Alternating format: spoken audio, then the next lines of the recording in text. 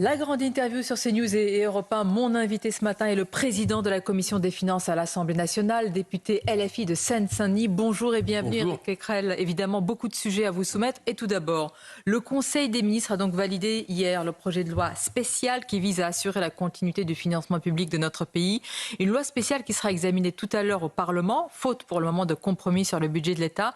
Qu'est-ce que vous dites ce matin? C'est un parachute d'urgence? C'est une roue de secours, c'est un budget de secours, mais c'est un budget quand même. Je dis ça parce que elle va passer. L'enjeu n'est pas là. Soit les groupes vont voter pour, soit s'abstenir comme nous, mais elle passera. Mais la question, c'est après à quoi elle sert. Et manifestement, c'est un texte qui est redevenu d'actualité depuis que le gouvernement est minoritaire. Donc il s'en est servi l'an dernier, à nouveau cette année. Et il s'en sert, j'allais dire, de manière discrétionnaire, puisque les dépenses sont décidées par décret, donc pas décidées par l'Assemblée, et pour faire pression, en fait, en réalité, sur l'Assemblée, sur le Parlement, pour qu'il adopte au plus vite ensuite un budget qui, pour l'instant, est minoritaire. Bon, voilà comment il l'utilise.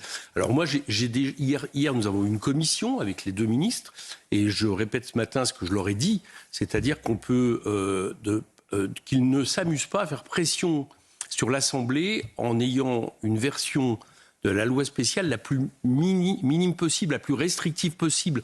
Pourquoi ? Parce que quand vous décidez de reproduire le budget 2025, c'est ça la loi spéciale. Oui. Hein, vous reproduisez les crédits et les recettes du budget 2025. Rien ne vous interdit, par exemple, je ne suis pas d'accord avec leur vision, de dire que ce qui a été voté en 2025 pour MaPrimeRénov' soit reproduit, pas plus, mais reproduit cette année de la même manière. Bon, ça, c'est leur vision à eux, qui est une vision très minimum et qui, à mon avis, est mauvaise. Alors, à la fois, elle fait pression sur l'Assemblée, mais elle est mauvaise pour l'économie. Attendez, sur le premier point, Éric Quecrel, oui. Parce que je sens que si vous avez dit cela au ministre hier, je vous sens passablement énervé sur la méthode pas le seul, oui. Du gouvernement. Vous êtes en train de dire qu'aujourd'hui, ils n'ont pas la majorité, vous parlez de minorité. Ils vont faire passer un budget en s'asseyant sur le Parlement ?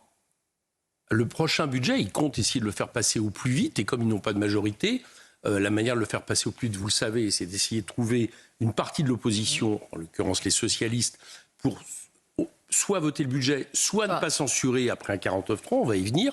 Ça, c'est une première chose, donc ils vont le tenter. Mais vous comprenez bien que pour y arriver, il faut jouer la montre. Il faut vous dire, attention, il n'y a pas de budget. Si la loi spéciale, l'année dernière, c'était il n'y a plus de carte vitale. Vous savez, Madame Borne. Bon, alors là, ils sont quand même plus modérés parce que... Tout s'est bien passé, voilà, il y a une continuité d'État, les services fiscaux ont prélevé les impôts, les fonctionnaires ont été payés. Le texte est clair. Pourquoi ils ont joué l'affolement, selon vous ? Mais parce que, justement, ils jouent l'affolement pour faire en sorte que le Parlement se retrouve le plus vite possible devant une décision. Soit c'est la catastrophe de la loi spéciale, soit c'est un mauvais budget. Donc il vaut mieux le mauvais budget. Je ne suis pas d'accord avec ça. La loi spéciale, on est d'accord, elle est temporaire. Elle n'est pas faite pour durer toute l'année. Mais elle permet de durer le temps qu'un budget sorte de l'Assemblée. Et moi, je ne souhaite pas le budget tel qu'il est aujourd'hui, parce qu'il n'est pas bon pour le pays. Donc je dis au gouvernement, ne jouez pas la politique du pire de ce point de vue-là. C'est le gouvernement ou le président de la République, Emmanuel Macron, a affirmé hier qu'il faut un budget à la France avant, évidemment, ou pour le mois de janvier. C'est une manière de faire pression ou tout simplement de doter le pays d'un budget ? Alors j'ai l'impression que oui, c'est une manière de faire pression. Manifestement, il veut vite régler cette question de l'Élysée, puisque j'ai cru voir à travers un article d'un de vos confrères que c'était lui qui mettait la main à la pâte directement, jusqu'à par exemple imaginer que la Commission des finances va siéger dès le 5 janvier. Alors pour qu'on comprenne, c'est pas tant que nous demandons des vacances, etc. Il y a une trêve parlementaire, et la trêve parlementaire, c'est pas seulement pour les députés. Vous savez, dans l'ombre qui permet la démocratie, les collaborateurs, les administrateurs. On ne va pas tomber dans la démagogie ce matin. Non. Pourquoi mais le 5 janvier, c'est pas possible ? Parce que le 5 janvier, c'est la rentrée parlementaire, que quand vous faites une commission, avant, il faut déposer les amendements, les examiner, il faut 48 heures pour examiner les amendements.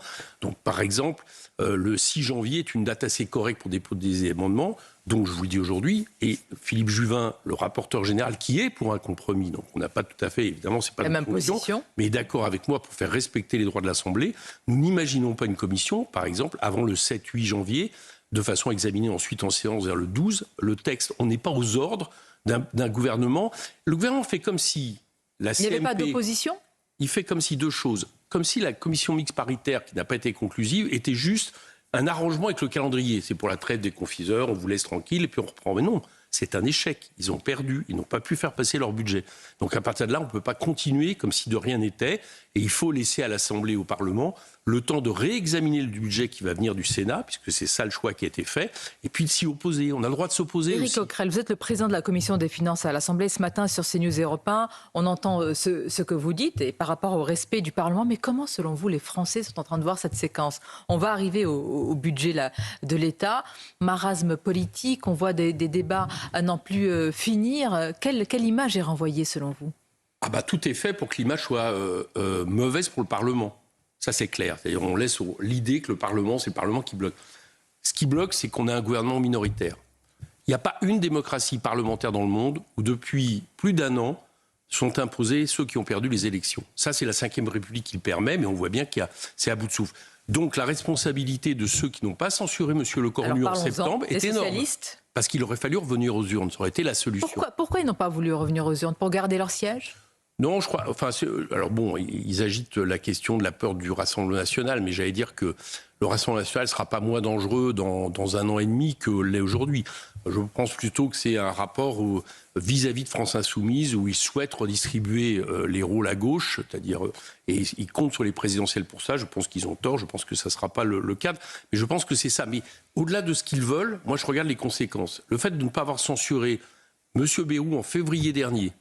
Le fait de ne pas avoir censuré M. Lecornu en septembre fait qu'il n'y a pas eu de retour aux urnes. Nous, on souhaitait les présidentielles, vous le savez, parce qu'on pense que tout procède de là, anticiper, de façon à ce que les Français tranchent. Et le peuple, c'est toujours la solution quand vous êtes bloqué. Donc aujourd'hui, le Parlement hérite d'une situation compliquée parce qu'on ne peut pas lui demander, on peut pas nous demander, nous, opposition, quelle solution maintenant, d'arrêter de nous opposer sur un budget qui est mauvais. Mais cette fois, l'usage du 49.3 pour faire passer le budget, semble-t-il, est inéluctable. Ce qui est incroyable, Éric Coquerel, c'est beaucoup de parlementaires de droite, mais aussi chez certains socialistes, il y a l'espoir inavouable publiquement, mais officieusement, d'un recours au 49.3 pour cesser tout ça et donner un budget à la France. C'est ce qui est écrit et cousu de fil blanc. Alors j'ai l'impression que ça, on y va. Oui, on y va pour une bonne raison, c'est que même quand vous êtes une opposition assez complaisante aujourd'hui avec le gouvernement, voter le budget, c'est impossible. Parce que c'est ce qui délimite que vous soyez dans l'opposition à la majorité. Je ne pense pas que le Parti socialiste veuille aller jusqu'à là. Mais donc le 49.3 est pratique, parce que là, le texte passe, et puis c'est la censure que vous ne votez pas. C'est le remake de M. Bayrou l'an dernier, je vous rappelle. Et puis, bon... J'allais dire, ce qu'on vous donne, c'est vous pouvez accepter moins de choses dans ce qu'on met dans le budget par 49.3 que si c'était un budget. L'année dernière, rappelez-vous que ce qui a été accepté pour faire passer M. Bayrou, pour ne pas le censurer, c'est 4000 postes d'enseignement non supprimés qui sont dans le budget, là. Donc vous voyez que c'était juste un sursis de quelques mois, plus le conclave des retraites qui, soi-disant, devait amener l'abrogation, et bilan, on en est à un simple décalage. Donc moi, je pense, mais nous le disons très clairement, je vous le dis aujourd'hui, que ce soit par 49.3, par ordonnance, dans les deux cas, on censure. Voilà. Et j'espère que ce gouvernement sera alors censuré. En attendant, Éric Coquerel, les paysans, la colère paysanne est là. On a appris qu'il y a eu un nouvel abattage dans les Pyrénées-Orientales, là encore, pour une vache contaminée. C'est une partie du cheptel qui est abattue. Donc on pense à eux ce matin. Alors l'accord du Mercosur également n'a été que reporté pour le mois de janvier. Et vous avez affirmé que s'il était signé, vous déposerez là encore une motion de censure, voire de destitution contre Emmanuel Macron, qui veut lui aussi changer cet accord. En l'occurrence, ce serait une motion de destitution contre Ursula von der Leyen qu'il faudrait. Oui, mais enfin, le président de la République, quand même, a un rôle. Quand même, la France a un rôle. Ce qui est quand même incroyable, c'est que l'Italie arrive à se faire entendre et M. Macron ne le fait pas. Et pourquoi M. Macron ne le fait pas? C'est qu'il dit quelque chose un jour, c'est le en même temps, et le lendemain, il dit l'inverse. Il y a quelques semaines, il disait quasiment que le texte était bon et qu'on pouvait le signer. Bon, alors depuis, il y a les agriculteurs, les éleveurs qui s'opposent à l'abattage total, et ils ont raison de le faire, on les soutient depuis juillet dernier, mais aussi au Mercosur, et ils ont raison de le faire. Bon. Et puis il y a eu aussi le fait que dans notre niche parlementaire, nous avons proposé un texte pour ne pas signer le Mercosur qui a été unanime, vous entendez bien, unanime. Donc d'un point de vue démocratique, mais aussi pour le fond de ce que représente cet accord, le président de la République ne peut pas signer cet accord. Mais c'est Ursula von der Leyen qui a mandat. Oui, et bien dans ces cas-là, le président de la République non seulement ne doit pas signer cet accord, mais il doit mettre une pression. Par exemple, dire que si cet accord est signé, la France arrêtera, par exemple, de donner des budgets à l'Union européenne supérieurs à ce qu'elle reçoit. Vous savez que c'est au moins 9 milliards. En plus, ça fera des économies. Il faut qu'on mette une pression maximum pour que cet accord ne soit pas signé. La France est la deuxième puissance économique en Europe, bientôt le pays le plus peuplé. Il faudrait peut-être arrêter comme ça de laisser passer les trains et de faire comme si finalement nous n'étions qu'un pays de deuxième rang. C'est intéressant ce que vous dites. Il veut faire pression, mais la France insoumise continue de penser, Éric Coquerel, d'abord qu'elle ne doit pas sortir de l'Union européenne, et que vous pouvez changer l'Union européenne de l'intérieur, un peu comme, même si vous êtes opposé évidemment sur tout et sur le fond, comme le Rassemblement national. Vous pensez que c'est de l'intérieur que vous allez tout changer par la pression, par la politique de la chaise vide. Par la rupture et la désobéissance si nécessaire. En y étant, en étant au Parlement oui, mais pour européen. une bonne raison, je vais vous dire une chose. Pourquoi on ne veut pas sortir de l'Union européenne? C'est que, d'abord, si la France sortait de l'Union européenne, il n'y a plus d'Union européenne. Arrêtons avec cette idée que la France, il y aurait un Frexit. Si la France sort, il n'y a plus d'Union européenne. Bon. Et nous pensons que la question d'une coordination, la question d'une alliance en Europe, ça peut être quelque chose d'intéressant si c'est au service du progrès. Force est de constater que ce n'est pas ça aujourd'hui et que donc, oui, on peut espérer changer, par exemple, les traités. Alors, alliance, mais pour changer les traités, attention, c'est important, pour changer les traités, encore faut-il, à un moment donné, si c'est nécessaire, rompre et désobéir avec les traités. Ce que fait l'Allemagne d'ailleurs depuis des années avec un commerce extérieur qui est totalement excédentaire par rapport à ce que permettent les traités et vous voyez, ils continuent à le faire. L'Allemagne justement, parce que vous parlez d'alliance, peut-être avec, vous allez nous dire quel pays, l'Allemagne qui se réarme et qui veut maintenant l'armée la plus importante, conventionnelle d'Europe. C'est un effort historique et inédit depuis la Seconde Guerre mondiale. Vous le comprenez dans un monde conflictuel ou ça vous inquiète? Non, moi ça m'inquiète. Alors déjà, globalement, de toute façon, dans l'idée que nous avons aujourd'hui, c'est-à-dire d'une montée en avant des nationalistes, de confrontation, de blocs politico-économiques qui ressemblent un peu à ce qui s'est passé avant la guerre de 14, je ne pense pas que la France doit embrayer derrière ça. Elle doit avoir les moyens de se défendre. Donc le second porte-avions, c'est une mauvaise idée. Je veux dire, elle doit être au service de la paix, mais je ne suis pas sûr qu'elle doit être cotisée dans cette espèce de course en avant. Bon. Mais l'Allemagne, vous avez raison de pointer que c'est étonnant que ce ne soit pas un sujet. Le chancelier allemand dit qu'il veut l'armée la plus importante. Il l'assume. Oui. Ils ont mis 311 milliards de dettes cette année, 522 milliards de dettes l'an prochain, on ne le dit pas assez, pour se réarmer à hauteur de 3,5%. Alors, ils obéissent aux Américains qui leur ont demandé. J'allais vous dire, oui, M. Coquerel, pardonnez-moi, quand vous n'êtes plus protégé, vous ne vous réarmez pas par les États-Unis? Mais la question, mais se protéger par rapport à quoi et à quel niveau? Par rapport au risque de guerre, par rapport à la Russie, par rapport à Poutine? Mais moi, je ne pense pas. Alors, je vais vous dire très clairement, par exemple, si nous sommes la France, nous avons l'arme de dissuasion nucléaire. C'est comme ça qu'est assis notre protection du territoire par rapport à des pays qui ont la dissuasion nucléaire. Donc voilà, les gens sont prévenus. Si vous attaquez la France, vous avez ce risque-là. C'est valable pour la Russie. Mais est-ce qu'aujourd'hui, vous croyez que... Si vous attaquez la France, vous avez l'arme nucléaire? Bien sûr, c'est ça la dissuasion. Si vous attaquez le territoire français, vous avez la dissuasion nucléaire. Vous réagissez et si vous attaquez un pays... Donc, est-ce qu'on pense réellement, par exemple, aujourd'hui, que la question, c'est que M. Poutine, qui est quelqu'un de très dangereux, qui a les mêmes visées impérialistes que M. Trump, ces gens-là sont des gens dangereux pour la paix. Pardonnez-moi, Poutine et Trump, c'est le même risque de guerre? M. Trump, vous trouvez que la manière dont il agit vis-à-vis de l'Amérique latine aujourd'hui, la manière dont il agit soi-disant vis-à-vis de l'allié européen... Vis-à-vis de l'Europe, c'est le même risque de menace que M. Poutine? C'est une menace, en tout cas, c'est une menace, j'allais dire, de confrontation. Et M. Trump, aujourd'hui, ne se comporte pas en allié.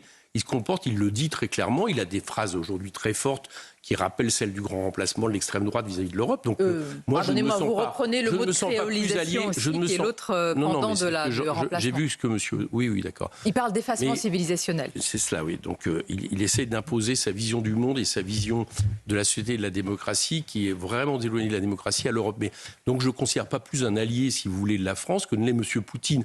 Et par rapport à ça, la France doit avoir une politique indépendante qui lui permet de protéger son territoire, mais de ne pas être, j'allais dire, de mettre 1 euro dans cette espèce de course aux armements. Et moi, je m'inquiète, je le reviens pour l'Allemagne, je pense que c'est une vraie question. On entend sur l'Allemagne, et c'est un vrai sujet. C'est un vrai sujet. On devrait en parler. Ils vont relancer leur industrie pendant que nous, on restera en carafe, tellement on aura peu investi.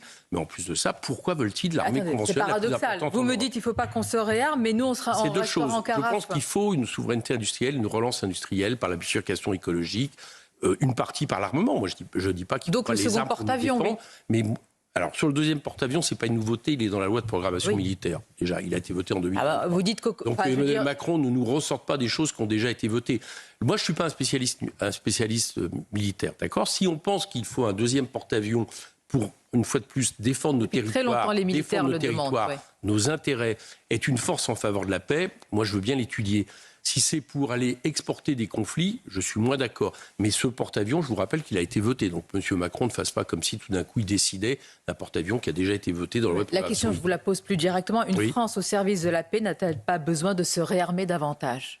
Eh bien, si c'est pour protéger son territoire, parce qu'il y a des preuves que c'est nécessaire, et y compris ces territoires, je vous le rappelle, sur toutes les mers du monde, puisque nous avons avec les territoires et départements d'outre-mer, oui, si c'est pour, quelque part, nous mettre dans une ambiance de guerre, imaginer que nous allons intervenir sur des conflits extérieurs, je ne suis pas d'accord. 2 questions rapides pour conclure, Éric Coquerel, sur la commission d'enquête autour des liens avérés ou supposés entre les partis politiques et l'islamisme. Laurent Wauquiez a dit ici même, a maintenu que Jean-Luc Mélenchon était le cheval de Troie de l'islamisme, et il a dit que, je cite sa phrase, l'objectif de cette commission était de démonter la France insoumise.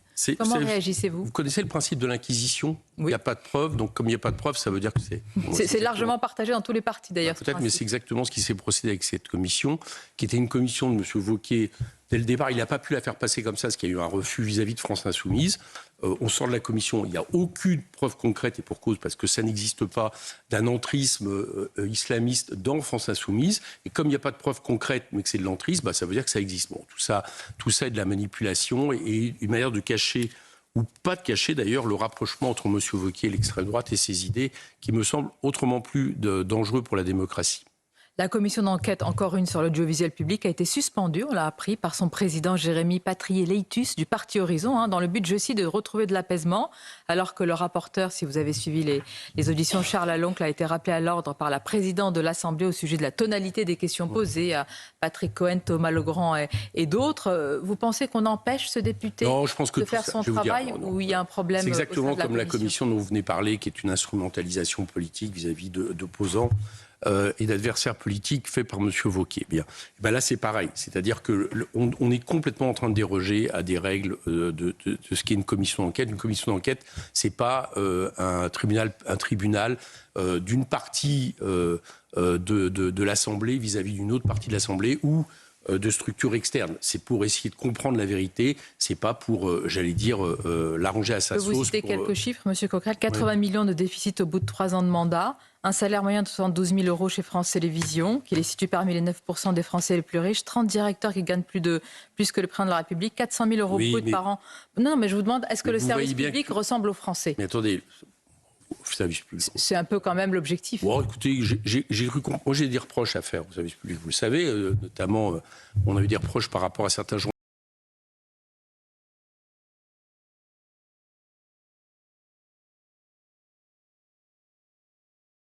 On parle de France Insoumise, on passe dans des interviews.